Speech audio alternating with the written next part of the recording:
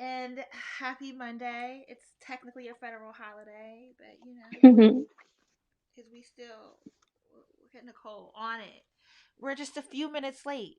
But I have a Taurus moon. It wasn't Bree's fault, even though she's a Taurus sun. It's me and my moon that I like to blame this on. Every time I'm late, I'm just like, I have a Taurus moon. It just happens. Sometimes it's also like a panini press, a Parmesan cheese sandwich. Mhm. There are things that we need to tend to before we Yeah. assess text. All right. So for tonight's discussion, we are reading Hortense Spiller's Mama's Baby, Papa's Maybe, an American Grammar book. This is a special syllabus as we have it printed for you to purchase. Shout out to all of y'all that have gotten them. I only have like 10 copies of syllabus left. So definitely, I encourage everyone to join in. Even if you don't get the printed version of the syllabus, we do have the essay. Well, if you get the syllabus, whether printed or PDF, the essay is included. The essay is also in the book club on the Facebook page or the Facebook group, so you can download the text. It is an academic text. The language and the syntax might not be super accessible, but we are breaking it down to make it accessible for y'all, and we promise it will be worth it because Dr. Spillers is really dragging everybody for filth. And look at my like I don't know if you can see mine. Yeah, the highlight. Girl, I got I be circling words I don't know what they mean. I be rewriting the sentences, so I'm like, oh okay, because it takes time. But like once you take the time to get it, it's like, oh, she really saying some shit. She's saying some shit. Literally. So like we really want you to, I'm gonna do better at encouraging everyone and prompting folks to ask whatever questions you have about the text because we cannot make the reading more accessible if we don't know where you're at with it. So it is okay to read something and not understand it. I do it all the time. And that's what this community is here for, to make sense of text that is more difficult, but that holds a lot of the knowledge that we all would like to grab onto. Okay, so tonight we are doing part one. So the essay is only maybe 4 or 5 pages. And there are four parts, I believe. So we're gonna start on part one, and we'll just see where we land tonight and where everyone's at. I see folks commenting. My laptop is so far away from me, and I forgot. This is, you know what? This is where again I do this so often. Why do I not remember the setup that I need to have my laptop over here so I can see the comments? Okay, let's hope we do not disconnect anything. Hello. Hey, um, Internet. I'm Malaya. Okay, we got folks joining on YouTube and in the Facebook group. Oh, okay. We're going to leave it right here like this. And hopefully, we do not drop this expensive piece of equipment. All right. Did you have any particular point you would like to start at, Bree? um, About the text. How are you feeling about it? so funny enough, this is my first in-depth dive into Mama's Baby, Papa's Maybe. And I say that as a self-proclaimed student of Black Studies, right? And I think that goes a lot into syllabi, right? I think that has a lot to go into like pedagogy. So I say that also as an invitation of like scholarly background. Yes, this is also my first time going through it, like slow cooking with the text and like going through this language. So folks in the book club are not alone in that. Mm, yeah, I'm not in the academy, so this is my first time reading something like this. And oh, I should probably also have my headphones on. So I apologize if there's an echo, because you're sitting right under my mic now. But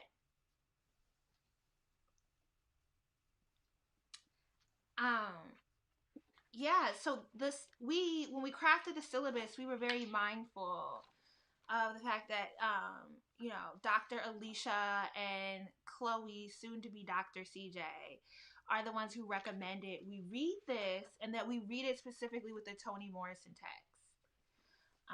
And that specifically we read it with Beloved because a lot of the themes cross over. And both this essay helps make sense of Beloved, and Beloved also helps make sense of this essay. So they kind of go hand in hand with each other. But that it was really important, especially because, one of the reasons why I started the book club was because I saw so much, and I always want to say mis and disinformation because I feel like the misinformation is targeted towards the black Hmm. community on the internet, and I see so much of it on YouTube that just always kind of comes back to this theory that single black mothers are the downfall of the black community. And where y'all getting it from Moynihan, but why are you believing it? Like, Right?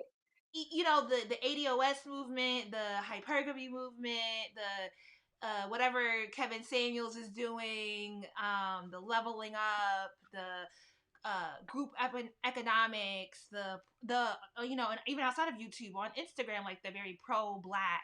Find a cis heterosexual black man in your life and look at his Instagram Explore page and get back to me.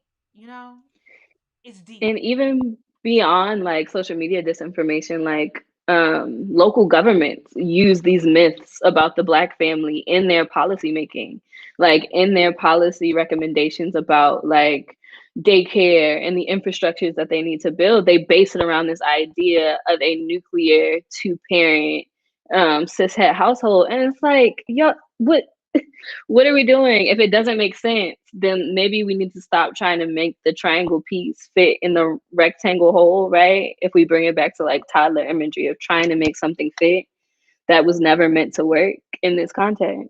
And I think CJ and Alicia brought up Spiller is because one of, like, the way that we start changing this narrative and interrogating it and really helping people to expound on like why they're holding on to it is to start with the language. Is to start with Hmm. how, because sometimes people have a really hard time when we start high up here at the policy and they don't realize the pervasiveness of how this creeps into so many aspects of our lives. And Spiller really kind of works through this. So let's get into it. I kind of like would like to start by reading. That first paragraph, particularly, I'm gonna read. or I'm gonna read. somewhere else. I'm gonna start. I'm gonna try and get through. I hope it's not too long, but I want to read the first two paragraphs. Would you like to read the first paragraph? I'll read the second one. Of course. So we're starting off on page 65 at the top. Let's face it, I'm a marked woman, but not everybody knows my name. Peaches and brown sugar, sapphire and earth mother, auntie, granny, God's holy fool, a Miss Ebony first, or a black woman at the podium.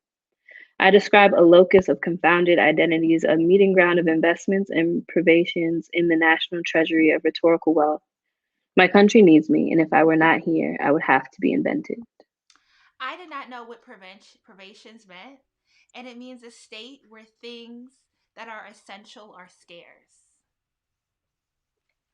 Okay, so I'm going to read the second paragraph, and I'm going to go because there's a bunch of words in this paragraph that I have never seen before. So if I mispronounce them, apologize, but I'm going to go through the definition at the end. W.E.B. Du Bois predicted as early as 1903 that the 20th century would be the century of the color line. We could add the spatiotemporal configuration, another thematic of analogously terrible weight. If the black woman can be seen as a particular figuration of the split subject that psychoanalytic theory posits, then this century marks the site of its, and its is in quotation, its profoundest revelation. The problem before us is deceptively simple. The terms enclosed in quotation marks in the preceding paragraph isolate overdetermined nominative properties embedded in bizarre axiological ground. They demonstrate a sort of telegraphic coding. They are markers so loaded with mythical proposition that there is no easy way for the agents buried beneath them to come clean.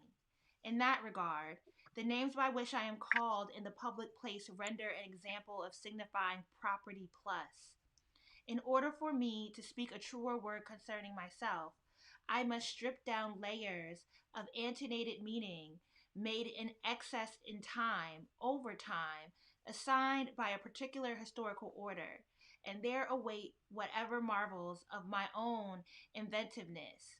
The personal pronouns are offered in the service of a collective function. Okay. So the second sentence in the second paragraph where we could add the spatio-temporal. So spatio is belonging to both a space and time, right? So she's saying like Mhm. broad. She's kind of, I think she's kind of shading Du Bois and saying that he made an overly broad statement, right? That just exists somewhere out, right? Um, split subject is actually in the glossary. So if you turn to the page before, we have some of the more complicated terms are defined here. And so, split subject, it suggests it is impossible for individuals to represent their full consciousness. Our expression is always mediated in the realm of the symbolic. In order to establish social relationships, we must repress certain desires in our unconscious, and thus we become split subjects. For example, the infant is forced to give up or repress certain pleasures that they have always had, such as sucking the mother's breast. Mm. And that's in the part of the second sentence of the second paragraph, where she's talking about how black women can seen as a particular figuration of the split subject. And then we have nominative, which means subject of the action used to used for subject of verb. Is this the one? Is nominative the one? No, or is metonomy? Okay, now I'm thinking metonomy. Subject of Where are you nouns. for nominative? Huh? I was saying where. Hold on. So she's saying the overdetermined nominative properties. Oh, yes, yes, yes, yes. Subject of the action nouns or pronouns used for subject of verb. That made sense to me when I wrote it down. Now I'm like, okay, what did I mean when I wrote that down? And I think it goes back to the it builds off of the first paragraph though, right? Like nominative meaning name, right? The nominative properties, the properties Yeah. of naming, misnaming, and it goes into this larger question, which is actually when we get to the discussion questions, it's kind of like what's in a name, right? And what's in the power to misname. And Mm-hmm. when you misname something or you construe these nominative properties, you're doing something linguistically, but also ideologically, and there's something ideological that is happening there when you get into the name of the thing at its surface, but also in particular in this racialized context, right? When you get into the reality of Black bodies, Spillers uses African in particular in the United States, what is happening? Hmm. Yeah, my note above it, I was like, is this like in Beloved where mother is reduced to ma'am? Mm, Um, and because that is the question. So I guess it's the only other word I had a circle is attenuated, which means to make thin. And so I must strip down through layers of thinning meanings, made in excess in time over time assert. So she's talking again about how the black woman has been constructed in language and stripped of its meaning, stripped of its autonomy, stripped of its identity. All right, we can get into the discussion questions now. Because I thought once you get through the first two paragraphs, I feel like the rest of the text really kind of opens up. So sometimes when you start to read, because it's like, oh, I don't read things like this. I went from such a funny mhm. to this text, and this is overwhelming. That if you just take your time, and then it's like, oh, okay, this is totally within my wheelhouse of grasping, right? I might just need to pause and reflect.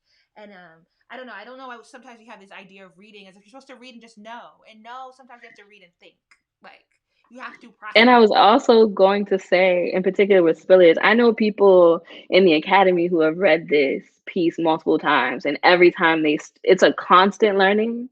And so, even your approach to reading, particularly with texts that are dubbed scholarly, is like, do not expect to understand the whole thing at once or get this, or um, fall into this trap of like this instant gratification of like knowing and understanding. You definitely need to sit with spillers and engage with text and look up right? Not even just meanings of words, but what piece does Du Bois say the problem with the color line? He says it in a lot of pieces, but like who, when, and where is Spiller's talking back to? Mm, yes. So the first question from the discussion points, they pulled a quote that Bree read from the first paragraph about "Let's face it, I'm a marked woman," and she gives the names. So Spiller introduces the text with a series of names or confounded identities wherein the US is invested. How might the US be invested in these names? And how does the naming function beyond stereotyping? What does it mean to misname? I love these questions. I love them in the ways that it's almost like every question, particularly in the first part, has multiple layers to the answer. So, firstly, I would say that the US is invested in like this ongoing commodification of Black people and Blackness, right? So, when you name something, it's not just stereotyping, but what work is the stereotype in the language doing, which is the larger point of the whole essay. But in particular, when you name um, Black women with these collective sort of pronouns of these stereotypes, what are you doing? And that actually relates back to our earlier read in the book club of Black feminist thought, right? When we talk about Patricia Hill Collins, who also tackles Sapphire, the Jezebel, the Mammy.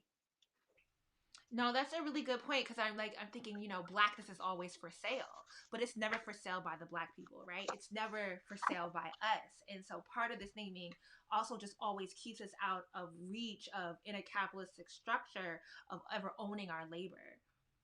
Hmm. It's like And that's language is really powerful.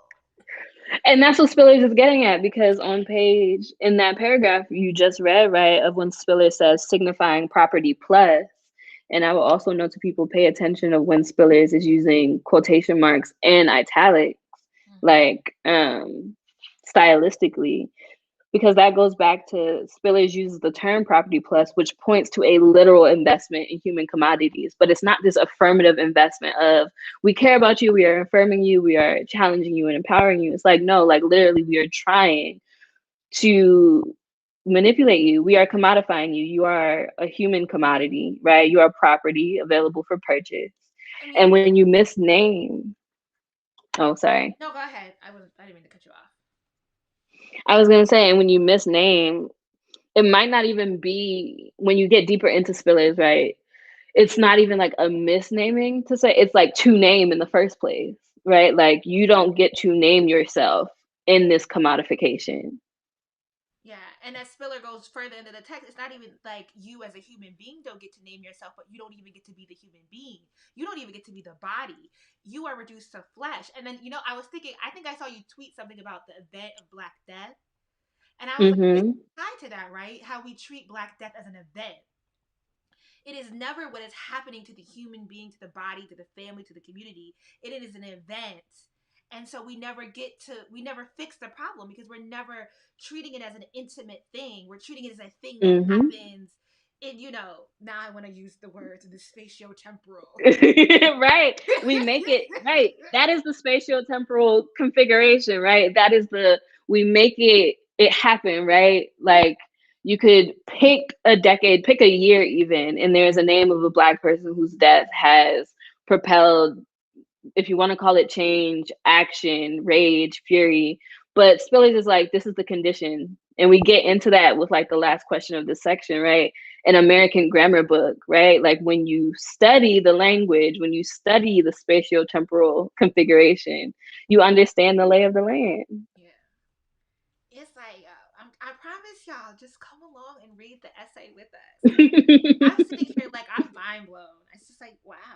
Like, the way this challenges you to think about how we've used language and how I think especially as like black women and black queer folk we have all had to learn detrimental language that we refer to ourselves with, the way we talk about ourselves and we hold so much shame before we even get to do things to be shameful of Mm-hmm. because our identity has been shamed.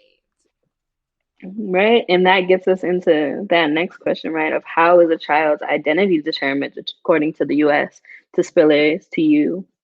And how might this differ according to race, culture, or region? So I wrote down, so in the US, Western world, via patriarchal lineage is how we typically determine um, a child's identity. So, but what even further is it's not even simply, oh, your identity comes from like a last name or like this strong cultural lineage that is traced through the patriarchal or the father lineage. It is that the father owns the child and the father determines the identity of the child. The child does not get to determine. So, in no part of this structure does the child ever get to determine their identity for themselves.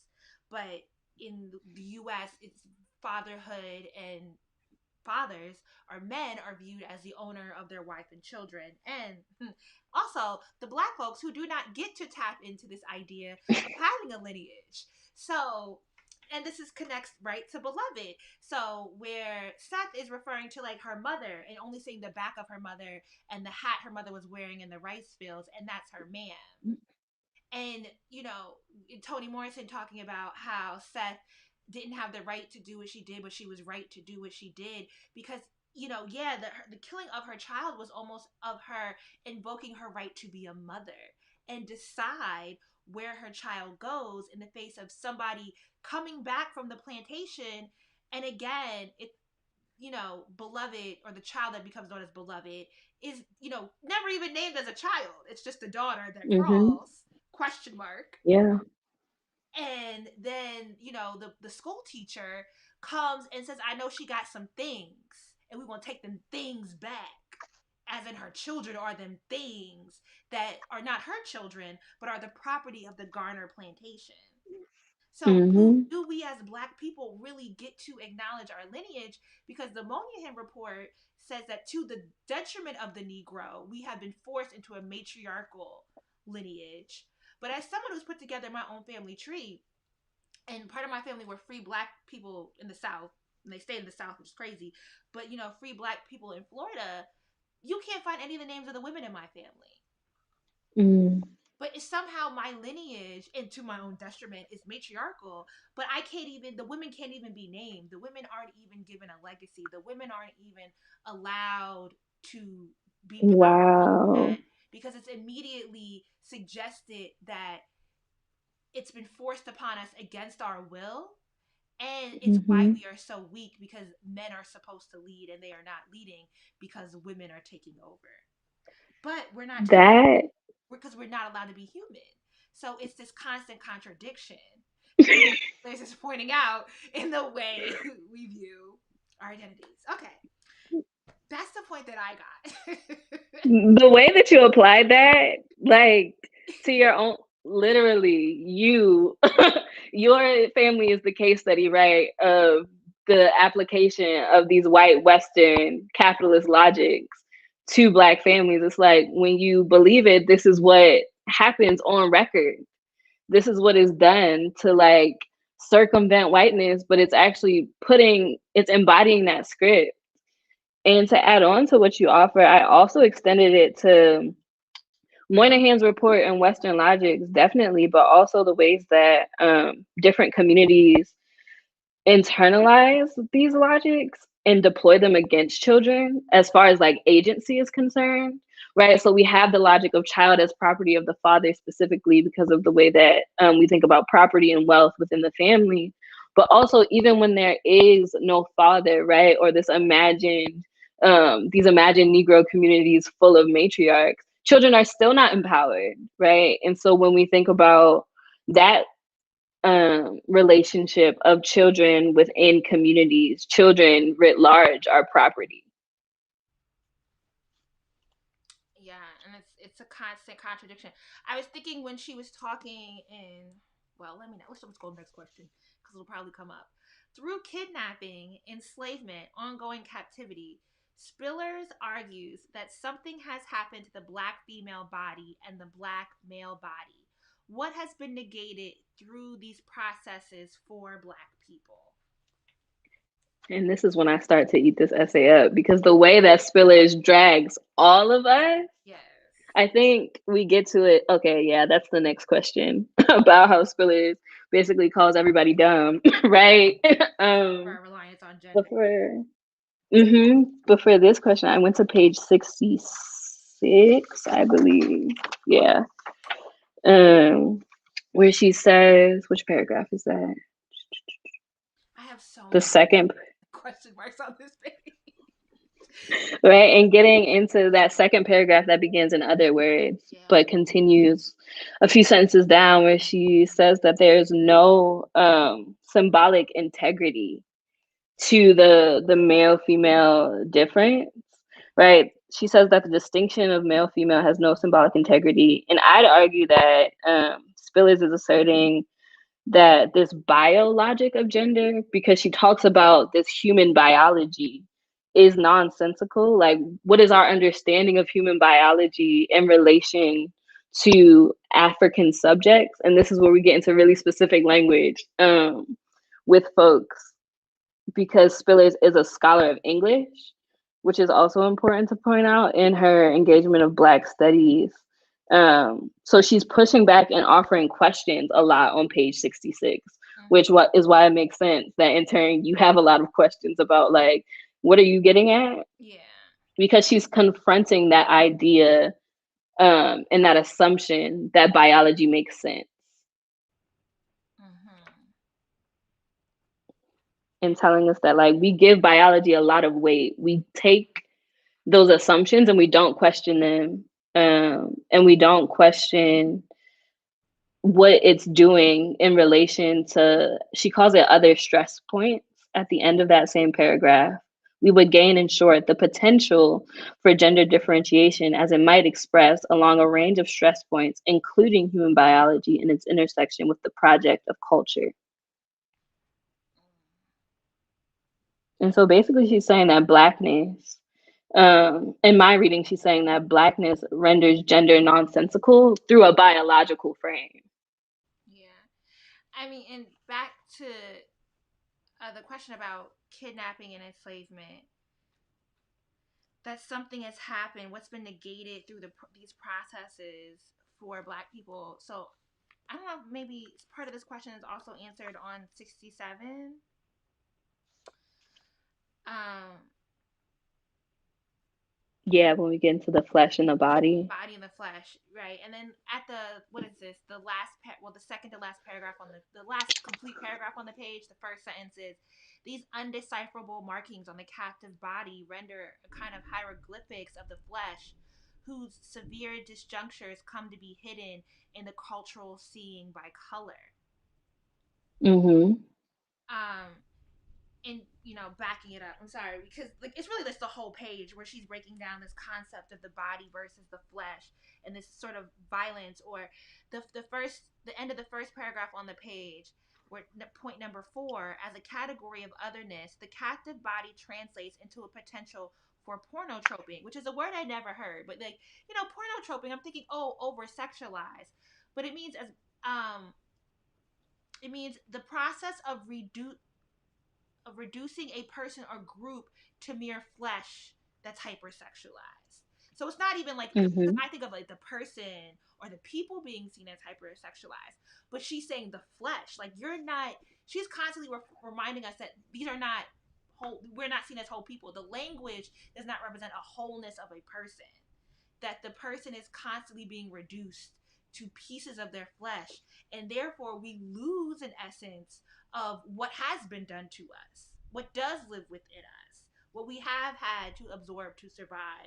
We lose even being able to, and I mean, I think it's true, even like if we think about how we talk about slavery, it's like this thing that happened. Mm-hmm. It's just this thing that happened. Again, it's this event, right? And with that, the relationship that Spillers is getting at between body and flesh on page 67, um, it's also really, I ate that part up because, like, she's also getting at, but being a body, being a person doesn't automatically change your circumstances either. So don't think that being a body is that much different, right? Because she goes on to say in that second full paragraph, that first full paragraph on page 67 that begins, but I would make a case in this. I would make a distinction in this case between body and flesh and impose that distinction as the central one between captive and liberated subject positions. So she's like, in language, there's a difference between a body as captive and flesh as liberated subject position. So she's even pushing back on this idea that the body is inherently better, right? It's better to be a body, to be a person, to be a human than to be something else. Because she's like, they're still going to brutalize you and torture you because you're a captive. And Yeah. it is the captivity that matters. Mm. Yeah. She's not letting you up. You're not gonna find no way The you're not foot is on the neck. same language. It's like, yo. Somebody is asking, is this due to human biology studies reserved for whites? Say yes in relation to Western logic of biology. And this is a personal point for me that I could go on and on about like people put biology in its name and in the way we think it functions on a pedestal in the same way that people put like the sciences, right? This assumption that statistics, sciences, or whatever is inherently more believable, it is more concrete, it is better. So, this idea that human biology is something morally or even just even in scholarship, right? The idea of human biology is valid, is more valid than flesh. It is more valid than some other sort of being. Mhm. Yeah. Do you want to go to the next question? Yeah, about Spiller suggests that the That's what distinction, I really want to but get. I ate this. Spiller suggests I that the can tell this is distinction definitely a between question. yeah between male and female gender is without merit. Actually, she calls it dumb, and that's on page 66, I believe. Yes, it's in the Yeah, paragraph that you noted before. Do you want to just read that paragraph? I can definitely. I'll just finish up that question. Why then does she suggest it important to interrogate male and female gender further? And so that happens on page 66, that first full paragraph that I'm about to read from. In other words, in the historic outline of dominance, the respective subject positions of female and male adhere to no symbolic integrity. At a time when current critical discourses appear to compel us more and more decidedly toward gender undecidability, it would appear reactionary, if not dumb, to insist on the integrity of male female gender. But undressing these conflations of meaning, as they appear under the rule of dominance, would restore, as figurative possibility, not only power to the female for maternity, but also power to the male for paternity.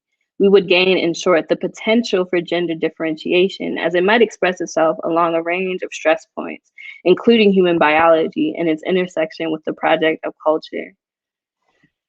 She ate everybody up in that paragraph because she's like, the idea that there's a difference between male and female is really just, where did y'all get that from? Where who told y'all that beyond these biologics, right? Beyond, as somebody's comment already said, beyond scientists, right? Scientists observing different pieces of flesh and saying, this is male, this is female. Any questions? Mm-hmm.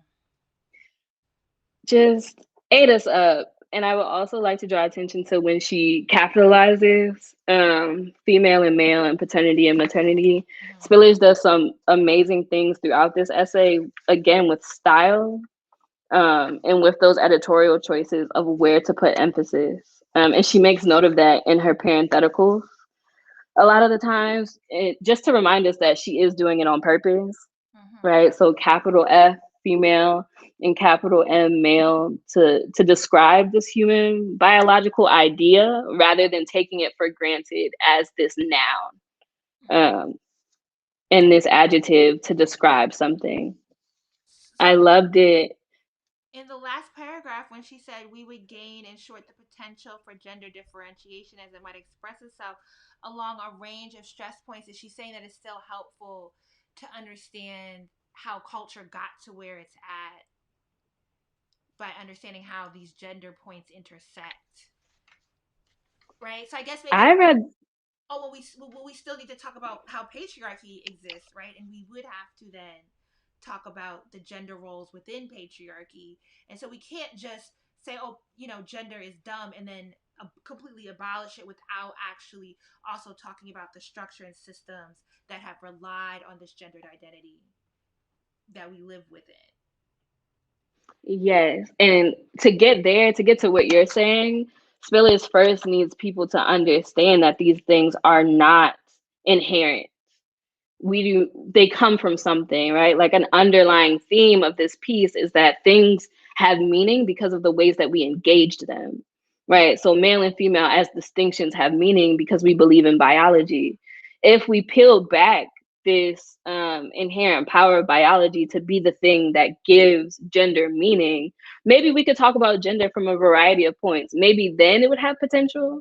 But because we are so wedded to these assumptions about biology and we are so committed to biology, we can't even get there. We can't even get to gender having meaning beyond violence, beyond the violences that are violating everybody, right? And that's back to Bell Hooks, who you love, about patriarchy knows no Who I gender. love. Patriarchy, Did you you not are like quick All to About cite Love?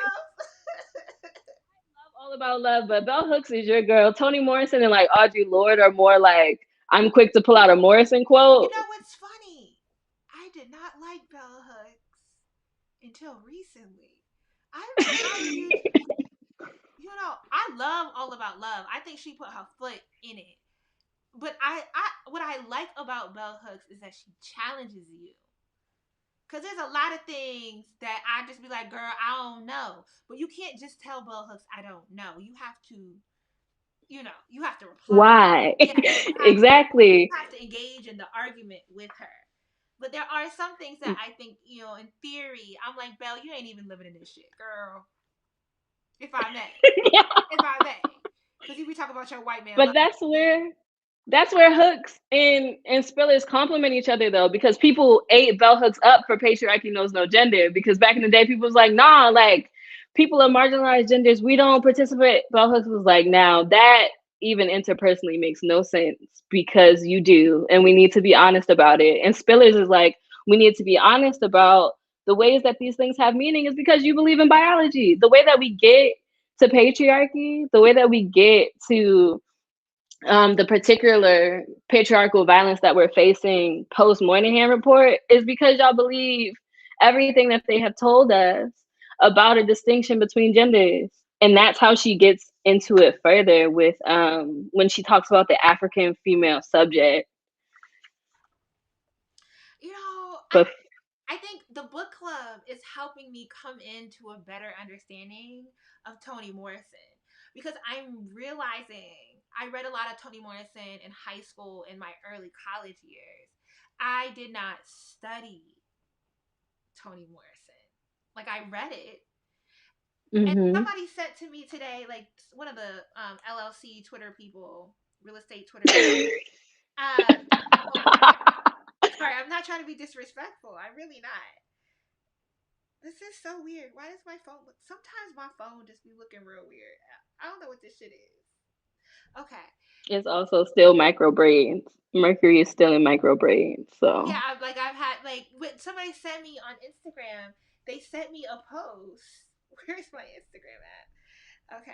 They sent me a post from this person who was saying Toni Morrison's Song of Solomon might be the greatest book on owning shit of all time. Don't at me. mm-hmm.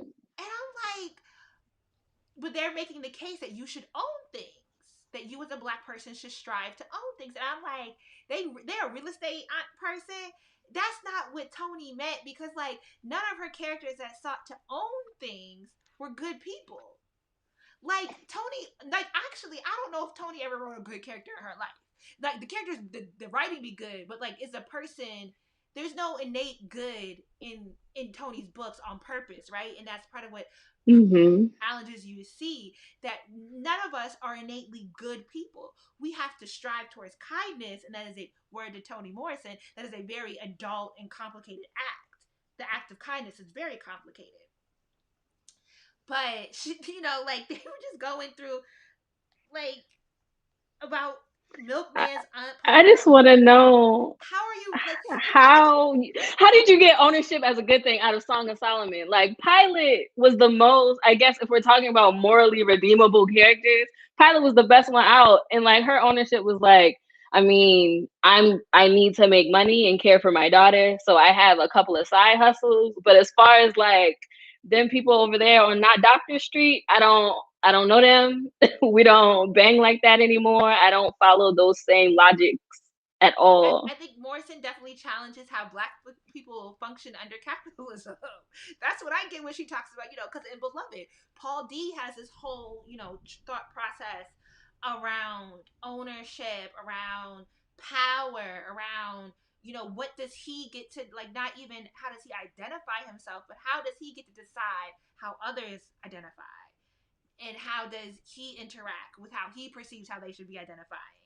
So, that's the greatness of reading in community with a book club, because I think you can read things and just read words and not get it. And so now we have the opportunity to get the text. And I'll also say with Morrison, I was having this conversation with a friend on gender the other day and thinking about gender abolition.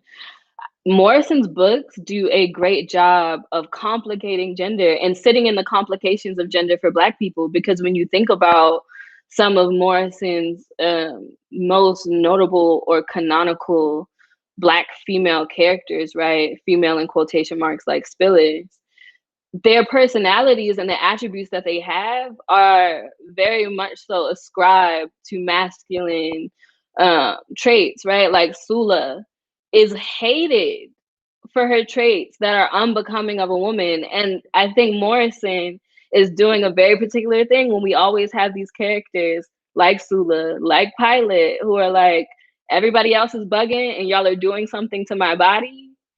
And I'm a female character. And so how is Morrison even doing what Spillers points us to of like question biology, question these other points of intersection with gender? And I will say that for me, Morrison is a great novelist to read if you are reckoning with what is gender beyond binary or in a fuller expansion wherever you are in your relationship to gender abolition.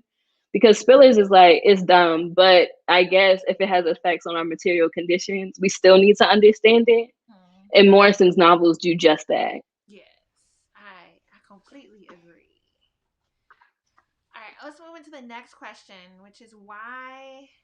And I think this might be our last question because we're coming up on 8 o'clock, 7 o'clock, 7 o'clock. Girl, I'm sorry, my ear being stopped up got me going crazy. Uh, why is ethnicity in quotations a reflection of mythical time? Why does Spillers reorient us in a history of the new world? That, That's around page 66 too. yeah, I'm like trying to pull up Mm-hmm. exactly where she gets into. Is that actually at the top of 67? So the or at the so the paragraph starts on 66. Even though daughters have their own agenda with reference to this order of fathers, and I guess we kind of have to go back to the paragraph before. Mm-hmm. So Because that's where she's getting into. yeah, so on That, yeah. 66, the last paragraph, full paragraph on the page states that is ethnicity perceived as a mythical time enables a writer to perform a variety of conceptual moves all at once. Under its hegemony, which I think is another point in the glossary. Yeah, so hegemony is, I don't know if I'm saying that right or not. Is it is the predominance of control. Spillers discussing the hegemony of ethnicity, furthering our attention to the way terms and concepts readily taken for granted impose a particular historical and political power. So, under its hegemony, the human body becomes a defenseless target for rape and veneration, and the body, in its material and abstract phase, a resource for metaphor. For example, Moynihan's tangle, Moynihan's tangle of pathology provides the descriptive strategy for the work's fourth chapter, which suggests that underachievement in black males of the lower class is primarily the fault of black females who achieve out of all proportion, both to their numbers in the community and to the paradigmatic example before the nation. Ours is a society which presumes male leadership in private and public affairs, a subculture such as that of the Negro American, in which this is not the pattern, is placed at a distinct disadvantage. And that's a quote from Moynihan Report. Mm-hmm. You know, like, and this is like, this might sound like a really complicated theory, but it really is like something that we experience every day in language and how we talk online about the black family, about black people, about us not, black people don't do this, black people don't do that, you know, these stereotypes. And even Mm-hmm. stereotypes, the language that we use is um rooted in. This whole essay is Spiller's asking, now, where did you get that from? Over and over again, she's like, now, male and female, where did you get that from? How did you come to understand that? Ethnicity, where did you get that from? And what is that doing? How are you ethnically different, right, in the sense of pathology than somebody else because you are a Negro? How? She and it's brilliant. She eats Moynihan right on up, and she's pinpointing that ethnicity is doing work for him because we have an investment in ethnicity, because ethnicity has value, right? Particularly in sociology. Moynihan doesn't have to explain himself any further in this report, rather than saying the Negro family is different than the white family, and this is how that translates into different deficiencies. And he gets to rely on this violent understanding of gender, and therefore places that violence not on the whole of gender, but specifically on the gender within the black community, right? So this is Mm-hmm. gendered violence. And we see, like, you know, there's I'm thinking of a few history books about black women in chain gangs, and how we often talk about the police state and prisons from a black male perspective, but that there was a particular sort of engendered violence in which the black woman does not get to be seen as woman and instead seen as Mm-hmm. masculine brute force that also caused her to face violence and be caught up in this system. Uh, There's so many texts we could say, right? Like back to Bell Hooks' whole like corpus, right, of understanding men and masculinities, but in service of how that affects how men show up in community with other folks. I'm thinking of Angela Davis's Women, Race, and Class, um, Andrea Ritchie's Invisible No More, specifically on police violence.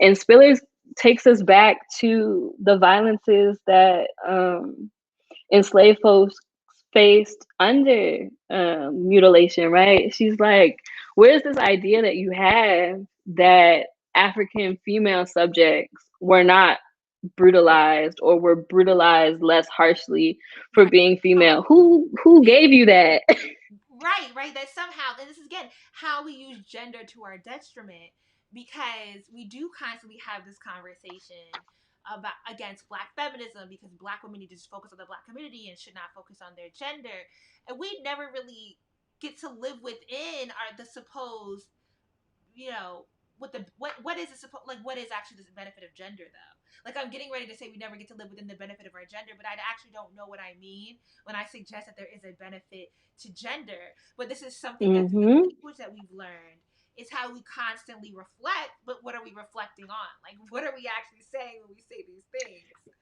Literally, Spillers is like, now where did you get that You from? have to make a shirt out of this. Where did you get this from?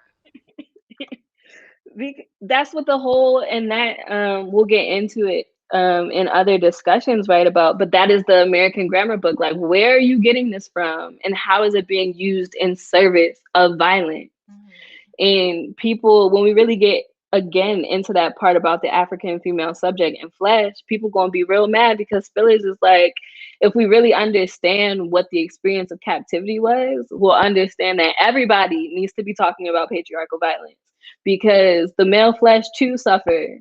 And maybe then we can go beyond a gender difference steeped in biology, but we're not there yet. So I'll just be waiting here in 1987. Right, and she like that paragraph on 66, the last one, even at the bottom when she says that Moynihan sounds a critique on his own argument, but doesn't even bother with it, and he's just suggesting that black males should reign because that is the way the majority culture carries things out.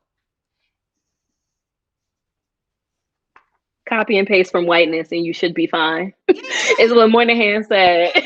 Word to Toni Morrison. What she saying, beloved? White people are always up to some shit. Like, and now why would you trust that logic to work for you? Just all of our elders are just looking at us like, y'all just gonna keep arguing on Instagram about the nuclear family when we should let it all go.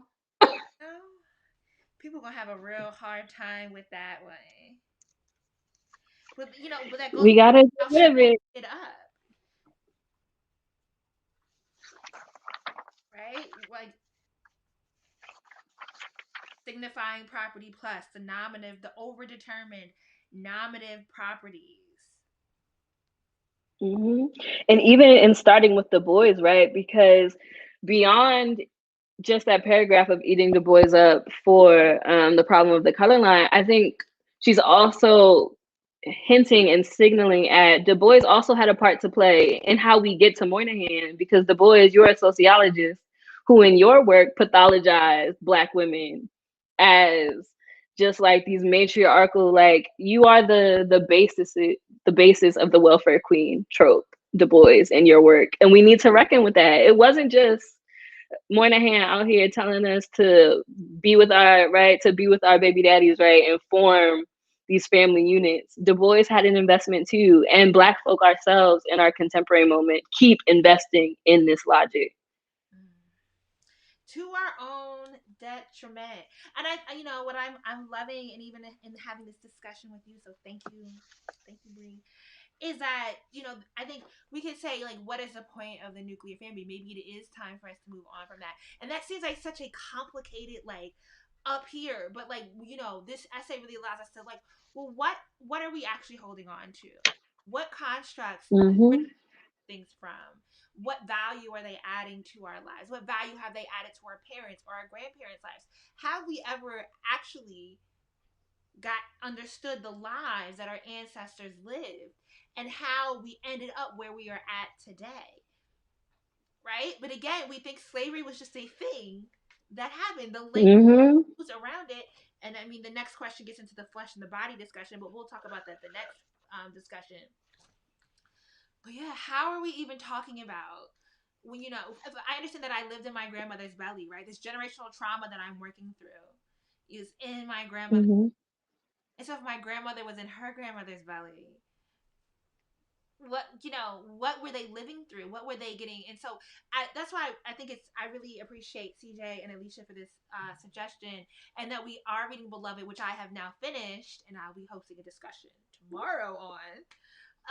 Hey. you know, like Seth, Toni Morrison breaks this down so well with the characters of Seth and Denver and Beloved, and this theme of ownership and motherhood as a means of ownership versus motherhood or this idea of community that we have existed in and we don't get to value.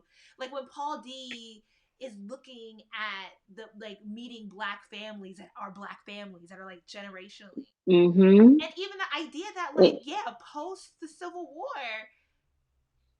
who really got to be a family?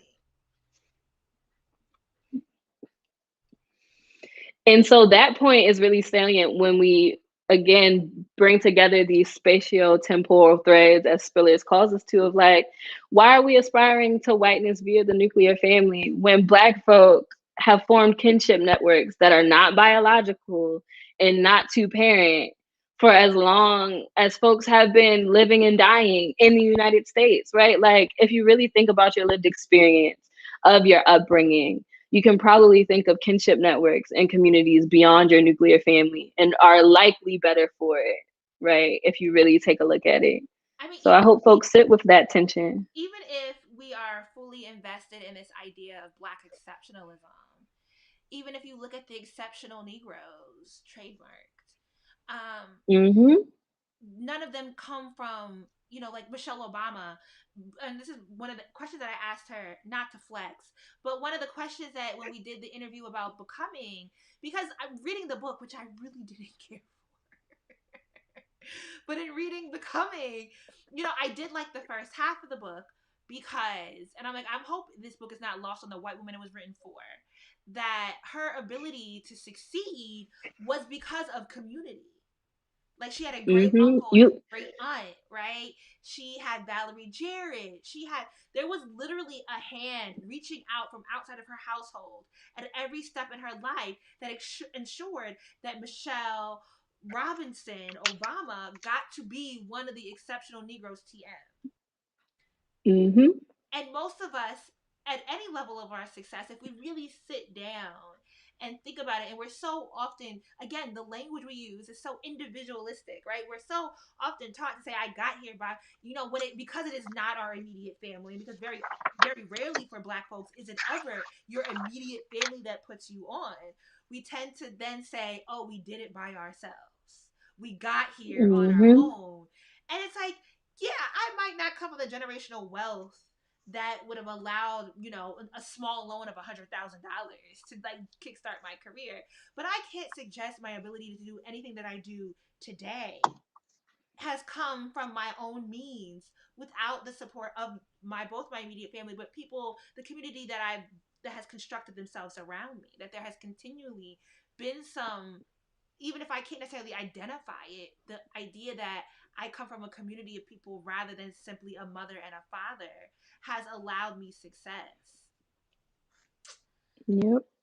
Yes, I'm really enjoying this. I really hope we sold Come on. y'all on gunk, come on, I'm the one that mails them out. We got a couple more copies of this. So, you can purchase the downloadable one or get you to guess. I mailed it out to y'all since y'all doing the discussion. I hope it made it easier to prepare. Yes, it did. It was like a meditation filling out the questions in the actual booklet. Yes, that's what I've been thinking about, like how to. We're trying to figure out a method to just make this the printed versions of all the syllabus more accessible. Because I print out syllabi, I print out all my syllabi, but I'm realizing, do people?